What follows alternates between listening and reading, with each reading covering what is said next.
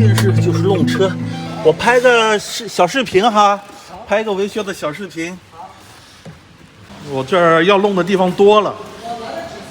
好，啊，首先就是这下边，你看见没有？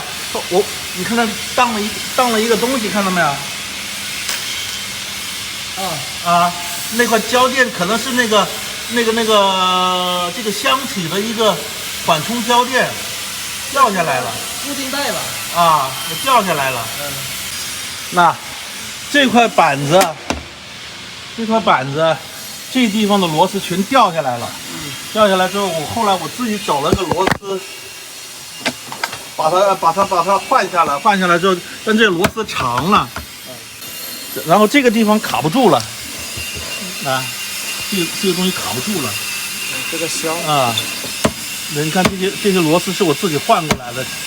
前阵挂衣服呢，走个这上下的时候，把衣服都会经常衣服裤子都给挂了。还有这个地方，这个排气扇这个螺丝掉了。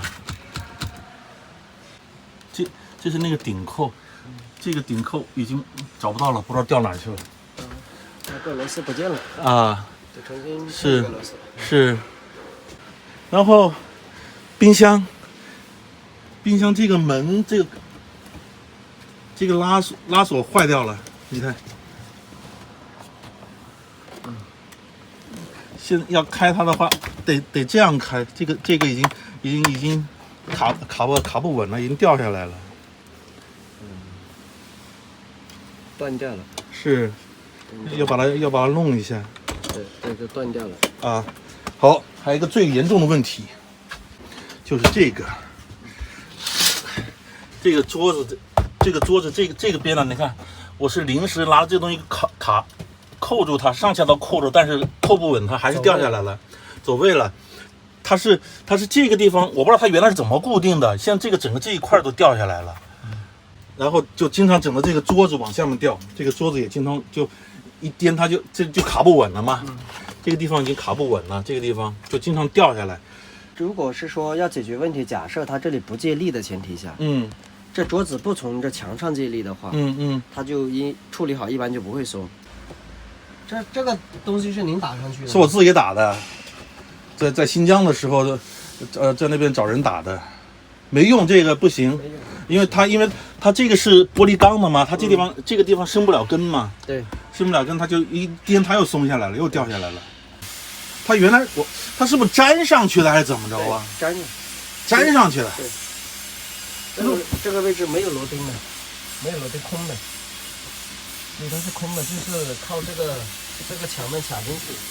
要解决的话，可以在隐秘的地方增加立柱，比如说，您现在是这样子向下嘛，就像桌子腿一样，再靠角落上个支腿，这不是隐藏部位吗？也不行，上支腿也不行。上支腿那一颠的话，它还是会松。不，上螺钉顶住，上下顶住，就等于这种原理，上下我都是锁住的。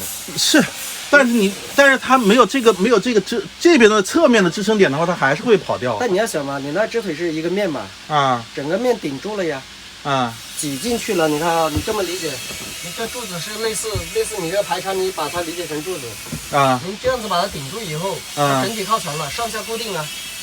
上下固定，但是它会左右这么。但是你有东西顶住了，比如说1根、2根、3根，应该就不会了。试试看吧，我看一下，研究一下。看看，研究一下。它，那就，如果是这样的话，那就两个方案都要用，既要粘也要顶。对，同时做。既要粘也要顶住它，是吧？对。这个得扒拉开以后，里头用结构胶把它弄好之后，下面还得顶住。那可以，那如就两个方案都要同时做，同时要用。第6个还有什么问题？好，剩下就是你踩这边你踩在地上，这地上是空的了，这地胶已经鼓了，鼓了的原因是什么呢？渗水，是因为洗手间的这些接缝是因为这些缝。一洗澡一冲凉，这水就从那缝隙里面流下来。你看这些地方都是地胶全鼓了是这地胶全鼓了。是这个要有办法弄吗？接起来弄，接下来重新把它粘起来。接起来这工程不小嘞没事，工程无所谓，您肯定是这一块啊，这地胶是一整块的嘛。对，你肯定得这东西都得扒拉开，你才能上到这个地胶。那上呗，对，那就上呗。那这次要把所有问题全部解决了呀。然后上之前，您这里面做完，重新搞完之后刷透明防水。刷防水。对，刷完防水重新。然后还有一个问题，这个地漏啊，很不畅通，经常冲着凉的水就冒就积，也是因为这个原因，它水流不下去，然后就往那边上流了啊，往外溢了。是，这个问题要帮我解决了。下水它经常往上反涌。排水量不够。不，它是什么问题呢？是下面那根管呢，那根管的那个位置不对。对，我爬到下面去，我爬到下面去看呢。下水的流量不够啊，就反拱了嘛。反正我具体我不知道咋回事，反正就往上水往上面涌。水是往上面涌的。这个排水管可能要重新设计一下啊，你要不重新开口啊，怎么样？你要重新把它弄一下。你拉了浴帘，按道理应该就不会从门缝往外飘。它是从那个接口那儿，就从这些接口这些地方，因为它不是整体浴室嘛，它不是一体浴室啊，它不是整体的嘛。你看，包括这地方都已经裂开了，你看这接口这地方都已经裂开了。线应该是这个东西了，下去看一下你那个。没有，我看看这个，我正好拍个视频给大伙看。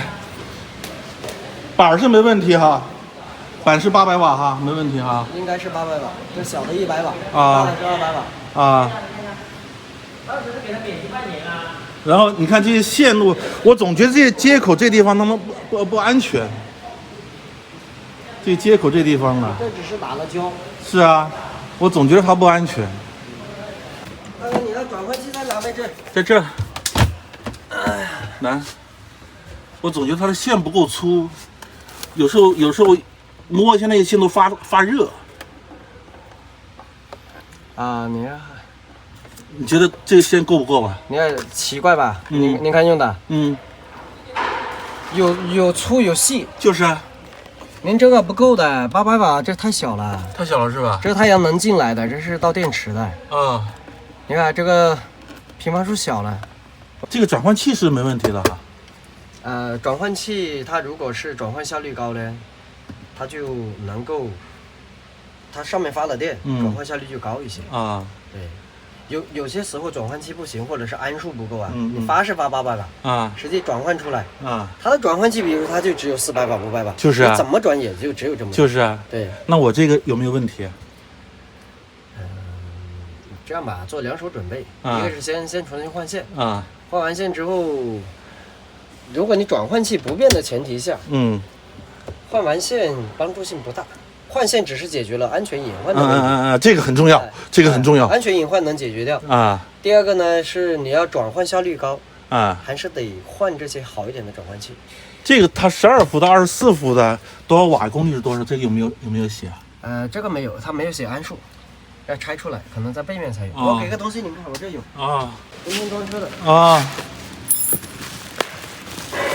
哦，这是那控制线盒，这多少钱啊？这个呢，分安数大小不一样的。这台车是装450瓦。啊，那它这个小啊，只需要配30安就够了。啊，所以这个是我给它配的是用30安的。啊，这是30安的。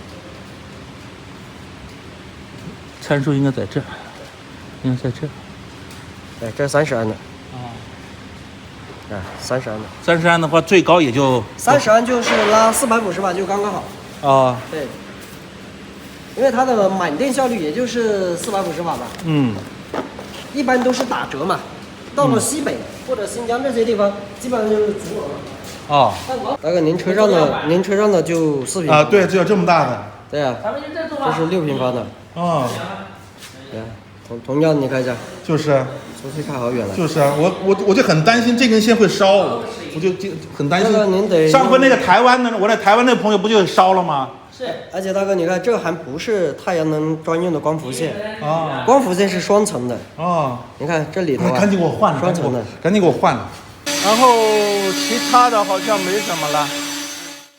李哥在远方，感谢关注、点赞、留言、弹幕。